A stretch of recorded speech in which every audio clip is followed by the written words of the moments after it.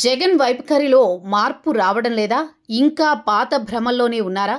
ఓటమి నుంచి గుణపాఠాలు నేర్వలేదా? ప్రతిపక్ష నేతగా దూకుడు ప్రదర్శించడం లేదా అంటే అవుననే సమాధానం వినిపిస్తోంది. వైసీపీ శ్రేణుల నుంచి అదే మాట వస్తోంది. ఈ ఎన్నికల్లో దారుణ పరాజయం ఎదురైన వైసీపీకి వైనాట్ 175 అన్న నినాదంతో బరిలో దిగిన ఆ పార్టీకి కేవలం 11 స్థానాలు మాత్రమే దక్కాయి. అయితే ప్రతిపక్ష హోదా కల్పించాలని కోరుతూ అసెంబ్లీకి హాజరు కావడం లేదు జగన్.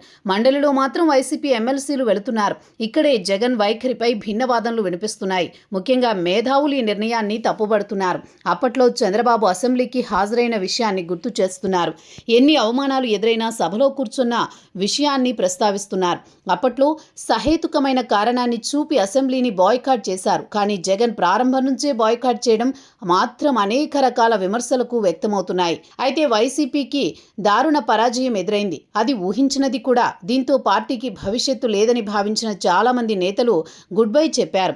పార్టీలో నెంబర్ 2గా ఎదిగిన విజయసాయిరెడ్డి లాంటి నేతలు సైతం దూరమయ్యారు. మరోవైపు కేసులు చుట్టుముడుతున్నాయి. ఇటువంటి సంక్లిష్ట పరిస్థితుల్లోనే ధైర్యం పోగు చేసుకుని బయటకు వచ్చారు. ఓటమి నుంచి తేరుకుని నాయకుల్లో ధైర్యం నింపే ప్రయత్నం చేశారు. అయితే అంతవరకు ఓకే, ఈ తెగువ చాలని ఇంతకు మించి అన్నట్టు వ్యవహరించాలని విశ్లేషకులు అభిప్రాయపడుతున్నారు.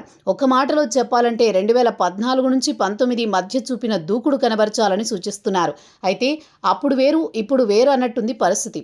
అప్పట్లా జగన్ వెంట నిలిచే జనం లేరు. ఆపై పార్టీ శ్రేణులు చెట్టుకొకరు పుట్టుకొకరుగా మారిపోయారు. అయితే జగన్ చాలా వరకు దూకుడు ప్రకటనలు అయితే చేస్తున్నారు. సోషల్ మీడియాలో వేదికగా అనేక రకాల విమర్శలు చేస్తున్నారు. తొలిసారిగా మీడియా ముందుకు వచ్చి 4 గంటల పాటు మాట్లాడారు. మద్యం కుంభకోణంలో అసలేం జరిగింది, ప్రభుత్వం వ్యవహరిస్తున్న తీరు ఎండగట్టే ప్రయత్నం చేశారు. అయితే తన అరెస్టు ఉంటుందన్న అనుమానాల నేపథ్యంలో ఆయన మీడియా ముందుకు వచ్చారన్న విమర్శలున్నాయి. ఎందుకంటే అధికారంలో ఉన్నప్పుడు ఎన్నడూ మీడియాతో మాట్లాడిన సందర్భాలు లేవు. జూన్ 4న వెన్నుపోటు దినోత్సవం నిర్వహించాలని పిలుపునిచ్చారు. మండలాల నుంచి రాష్ట్ర స్థాయి వరకు నిర్వహించాలని ఆదేశాలు ఇచ్చారు.